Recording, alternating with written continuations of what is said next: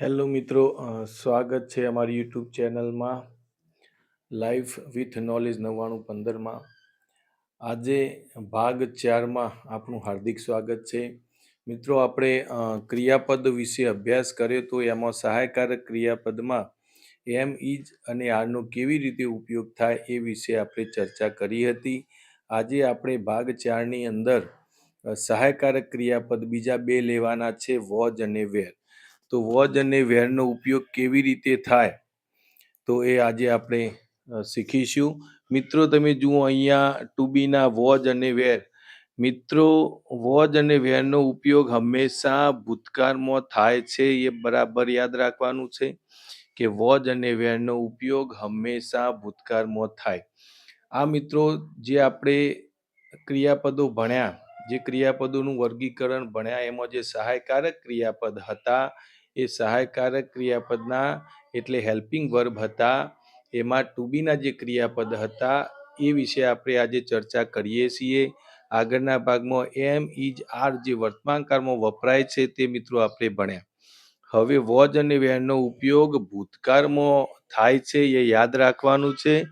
મિત્રો, અહીંયા વોઝ અને વેરનો ઉપયોગ ભૂતકાળમાં થાય છે એવું સ્પષ્ટ લખેલું છે, તમે જોઈ શકો છો. એટલે યાદ હવે રાખવાનું કે વોઝ અને વેર હોય તો ભૂતકાળ હોય.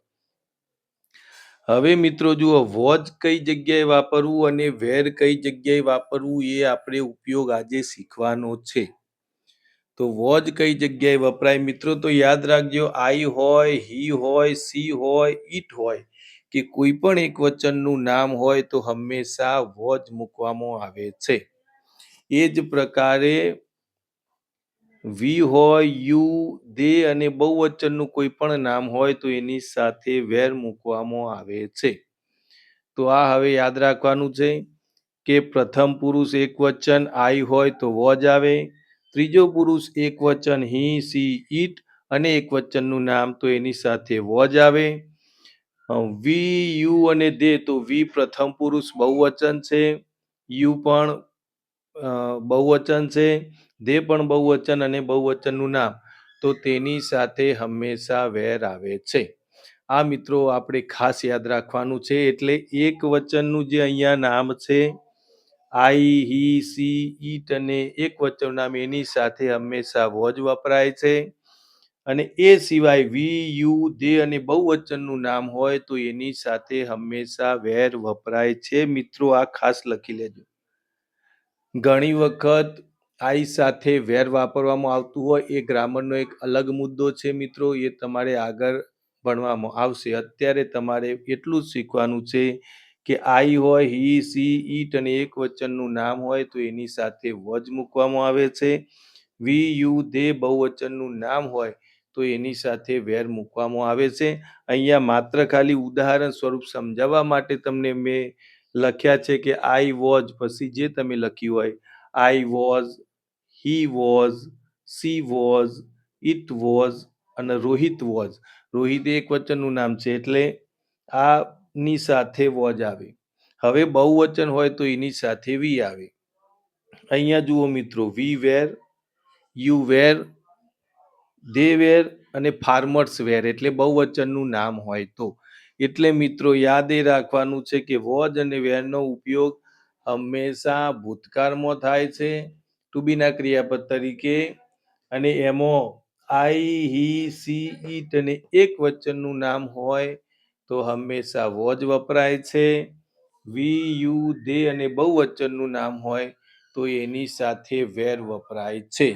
તો મિત્રો, આ જે બાબત છે એ માત્ર તમારે એટલું જાણવાનું છે કે વોઝ અને વેર ભૂતકાળમાં આવે અને વોઝનો ઉપયોગ કયા કર્તા સાથે થાય અને વેરનો ઉપયોગ કયા કર્તા સાથે થાય એ તમારે સમજવાનું છે, જે લગભગ તમને ખબર પડી ગઈ હશે. અહીંયા મિત્રો લખ્યું છે કે આઈ હોય, હી હોય, સી હોય, ઇટ હોય અને એક વચન.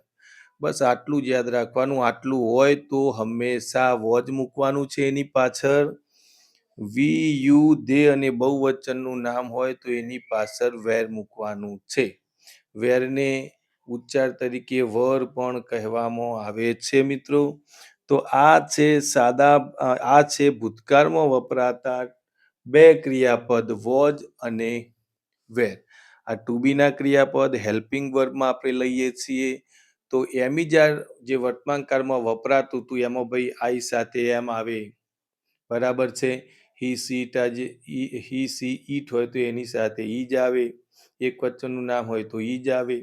પછી વી યુ અને ધે હોય અથવા બહુવચનનું નામ હોય તો આર આવે.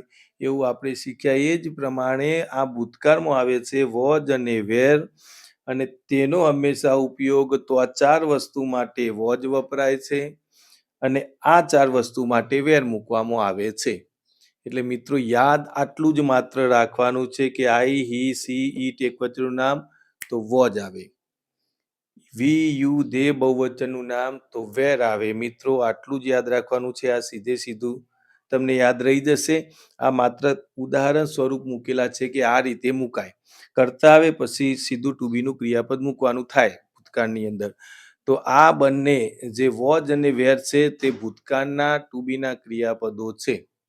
તો લગભગ હવે બાળ મિત્રો તમને ખબર પડી ગઈ હશે કે વોજ અને વેરનો ઉપયોગ ભૂતકાળમાં થાય, વોજ કઈ જગ્યાએ વપરાય અને વેર કઈ જગ્યાએ વપરાય. તો આગળના વિડીયોમાં ટુ બીના બીજા ક્રિયાપદ સાથે આપણે અભ્યાસ કરીશું. ત્યાં સુધી આ જે લખાણ છે એ તમારા વિડીયોને સ્ટોપ કરી અને લખી લેજો. બરાબર છે. તો ખબર પડી જશે કે વોજ અને વેરનો ઉપયોગ કેવી રીતે કરી શકાય. તો મિત્રો આગળના નવા વિડીયોમાં મળીશું. ત્યાં સુધી તમે આ ખાસ તૈયાર કરી લેજો કે વોજ અને વેરનો ઉપયોગ કેવી રીતે થાય.